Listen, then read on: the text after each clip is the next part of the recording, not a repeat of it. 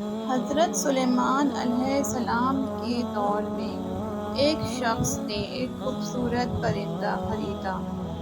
وہ جب چہچہاتا تو نہایت دل فریب اور خوش مزاج آواز سے وہ شخص بہت مسرور ہوتا، گویا اس پرندے کی آواز بہت ہی سریلی اور پیاری تھی۔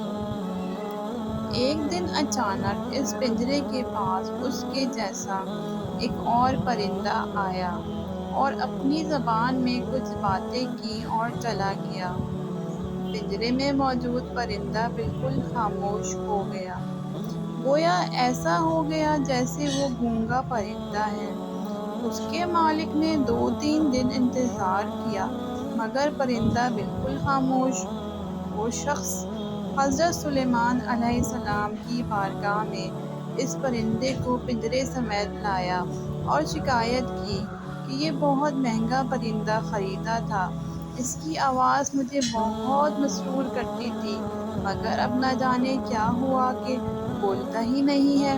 حضرت سلیمان علیہ السلام جو جانور، چرند پرند سب کی بولیاں جانتے تھے، نے اس پرندے سے پوچھا، کیا وجہ ہے جو تم خاموش ہو گئے ہو؟ وہ پرندہ عرض گزار ہوا، اے اللہ کے برحق نبی، یہ شخص سمجھتا ہے میں خوش ہو کر چہچہاتا ہوں، مگر حقیقت یہ ہے کہ میں دیگر آزاد پرندوں کو دیکھ کر روتا ہوں کہ کاش میں بھی آزاد ہوتا تو کتنا اچھا ہوتا، مگر یہ میری زبان نہیں سمجھتا تو وہ یہ خیال کرتا ہے جیسے میں بہت خوشی سے گنگنا رہا ہوں۔ پھر ایک دن میرا ایک ہمجنس میرے پاس آیا اور کہا کہ یہ شخص تیری زبان نہیں سمجھتا بلکہ سمجھتا ہے کہ تو بہت سریلی آواز کے ساتھ خوشی خوشی چہچہا رہا ہے۔ اگر تم اس کی قید سے آزاد ہونا چاہتے ہو تو رونا چھوڑ دو، بولنا فریاد کرنا بھی چھوڑ دو کہ اس پر تمہارے الفاظ اثر ہی نہیں کرتے کیونکہ یہ تمہارے درد کو سمجھ ہی نہیں سکتا۔